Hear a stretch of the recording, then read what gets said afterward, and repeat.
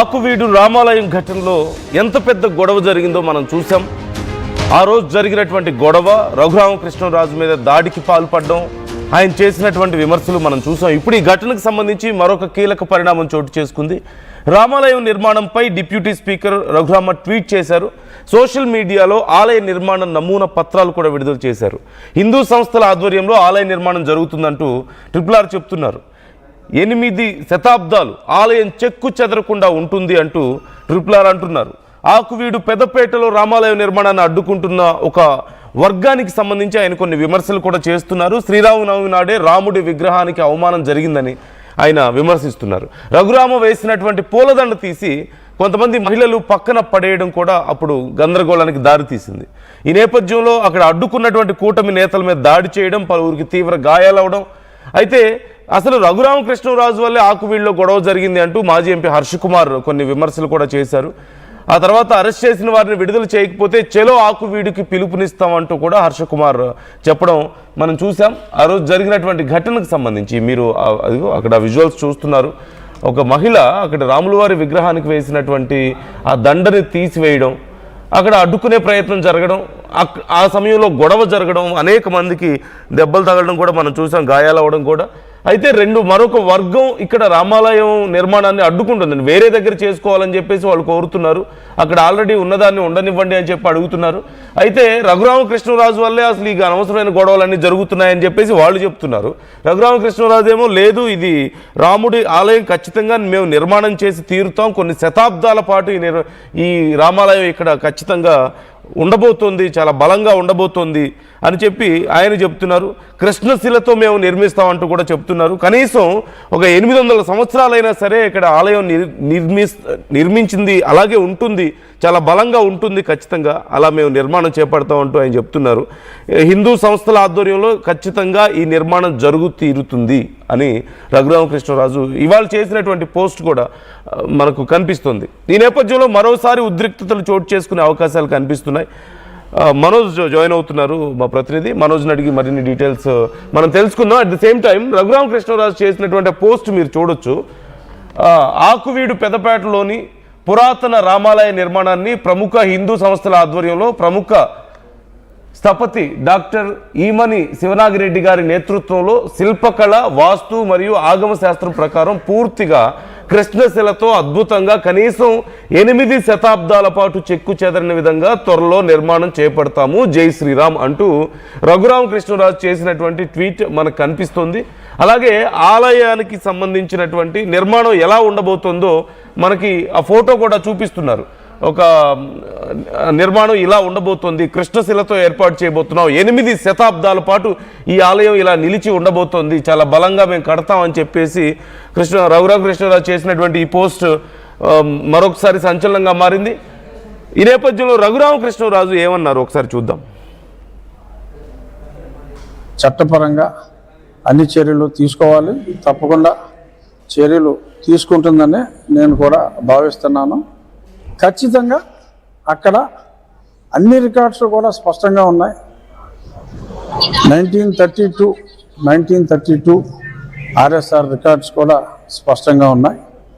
అక్కడ గుడి రామాలయం అనే ఉంది.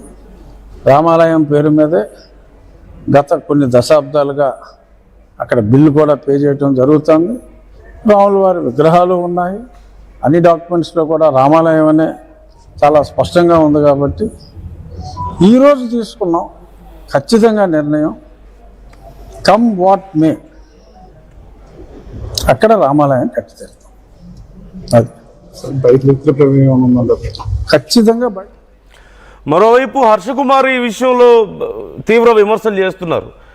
అసలు రఘురామకృష్ణరాజు వల్ల ఈ గొడవలు జరుగుతున్నాయి, అక్కడ గుడి కట్టడానికి ఒకవేళ ప్రయత్నిస్తే కుదరదు అని చెప్పేసి ఆయన మాట్లాడుతున్నారు. హర్షకుమార్ ఏమంటున్నారు ఈ అంశానికి సంబంధించి చూద్దాం.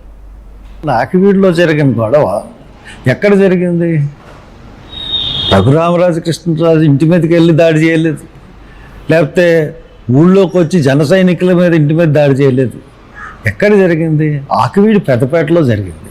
ఆకువీడు పెద్దపేట దళితపేట. అక్కడ ఒక అమ్మవారి గుడి ఉంది. ఆ అమ్మవారి గుడికి దగ్గరికి వెళ్ళి అక్కడ విగ్రహం పెట్టాలన్నాడు, శ్రీరాముడి విగ్రహం. వాళ్ళకి ఇష్టం లేదన్నారు. ఇష్టం లేదన్నప్పుడు చర్చలకు పిలిచి వాళ్ళ ఇంటికి పిలిచి, రామరాజు ఇంటికి పిలిచి, కృష్ణలు పిలిచి సమస్యని సామరస్యంగా పరిష్కరించుకోవాలి. అలాగే కాకుండా ఒక 200 కార్లు 100 కార్లు వేసుకుని వెళ్ళి ఆ పేట మీదకు దాడి చేసినట్టు వెళ్ళి అక్కడ శ్రీరామనవమి సందర్భంగా ఎన్నో గుళ్ళు ఉన్నాయి, ఎక్కడన్నా దండేసుకోవచ్చు, ఎక్కడన్నా దేవుడిని పూజించుకోవచ్చు.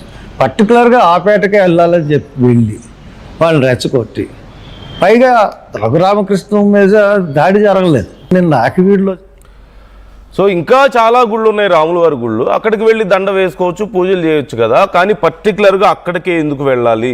అక్కడ ఆ పేట వాళ్ళు ఆల్రెడీ వద్దని చెప్తున్నారు స్థానికులు. అలాంటిది మరి వాళ్ళని కాదని ఎందుకు ఇలాంటిది చేయాలి? కావాలని రెచ్చగొట్టే ప్రయత్నాలు జరుగుతున్నాయంటూ హర్ష్ కుమార్ అంటున్నారు.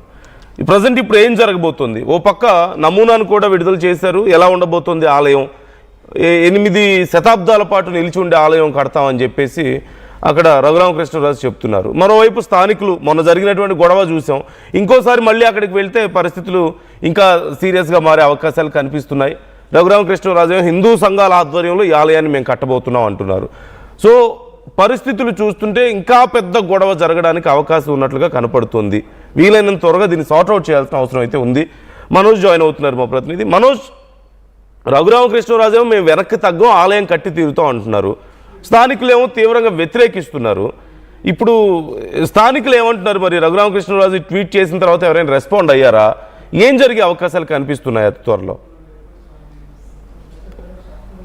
ఉండి నియోజకవర్గానికి సంబంధించి ఆకివీడు మండలం పెదపేటలో జరిగిన శ్రీరామనవమి వేడుకల వివాదం కాస్త రాష్ట్ర వ్యాప్తంగా అతి పెను సంచలనమైన వివాదంగా మారిందని చెప్పాలి. దీనికి సంబంధించి మనం పూర్వపరాల్లోకి వెళ్తే దాదాపు 1932వ సంవత్సరం నుంచి అక్కడ రామాలయానికి సంబంధించిన ఆనవాళ్ళు అనేవి కనిపిస్తున్నాయి. అంతేకాకుండా దానికి సంబంధించిన పత్రాలతో పాటు కొన్ని ఆ స్థలానికి సంబంధించిన దస్తావేజులు పరిశీలిస్తే 1932లోనే అక్కడ రామాలయం అనేది ఉన్నట్లయితే తెలుస్తుంది. దీనికి సంబంధించి కొంతకాలం పాటు రాను ఆ రామాలయం అనేది శిథిలావస్థకు చేరడంతో దీనికి సంబంధించి ఆ ఆలయాన్ని ఎవరు పట్టించుకోకపోవడంతో అక్కడ కొంతమంది ఆ పెద్దపేటకు సంబంధించిన కొంతమంది స్థానికులు అక్కడ దానికి సంబంధించి గొంతేనమ్మ సంబంధించి ఒక పండుగనైతే ప్రతి ఏడాది చేసుకుంటున్నారు. అయితే దీనికి సంబంధించి ఇది జరుగుతున్న కొద్దీ గత కొన్ని రోజుల క్రితం రఘురామకృష్ణరాజు ఆ గ్రామం అయితే వెళ్ళిన సందర్భంలో ఆ ఆలయాన్ని చూస్తారు. అయితే ఈ ఆలయాన్ని చూస్తున్న క్రమంలో ఇక్కడ రామాలయం ఉంది కాబట్టి ఎందుకు ఈ ఆలయాన్ని ఈ విధంగా